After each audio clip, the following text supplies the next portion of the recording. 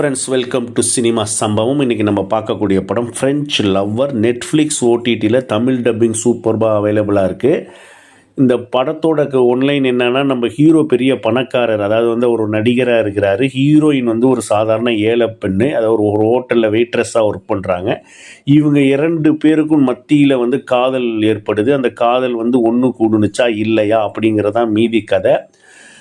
நம்ம ஹீரோ பெரிய பணக்காரராக ஆக்டராக இருக்கனால அவர்களுக்கு பல பெண்களோட தொடர்பு ஏற்பட்டாலுமே இந்த பெண்ணை அவரால் மறக்க முடியல. ஏன்னா நம்ம ஹீரோயின் அந்த மாதிரி கெத்துங்க. ஏன்னா அவங்க தன்னோட சுய கௌரவத்தை எங்கேயுமே குறைச்சிக்க மாட்டாங்க. அந்த மாதிரியான ஒரு கேரக்டரு.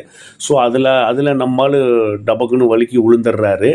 ஸோ அவங்கள துரத்தி லவ் பண்ணுறாரு. 2 பேரும் ஒன்றா சேர்றாங்க. இருந்தாலும் செட் ஆகலை. டக்குன்னு ஒரு ஸ்டேஜில் அவங்களோட ஒரு சின்ன கருத்து வேறுபாடு வருது. ஆங்கில படங்களில் அமெரிக்காவில் கருத்து வேறுபாடு வரதெல்லாம் சகஜம் தானே. டக்குன்னு பிரிஞ்சிடுறாங்க. பின்னாடி சேர்ந்தாங்களா இல்லையா அப்படிங்கிறது தான் கதை.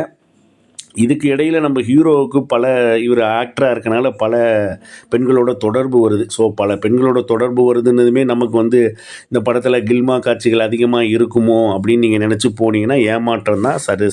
சாதாரண கிஸ்ஸிங் சீன் அந்த மாதிரி தான் இருக்கும். ஸோ அதை நம்பி போகாதீங்க. ஸோ கடைசியாக இவங்க ஒன்று சேர்ந்தாங்களா இல்லையாங்கிறத கொண்டு போய் முடிச்சிருக்கிறாங்க. இந்த படத்தில் ஒரே ஒரு வித்தியாசம் தான் என்னன்னா, பொதுவாக ஹீரோ ஏழையாக காட்டுவாங்க, ஹீரோயினை பணக்காரனாக காட்டுவானுங்க. நம்மளுங்க துரத்தி லவ் பண்ணுவானுங்க.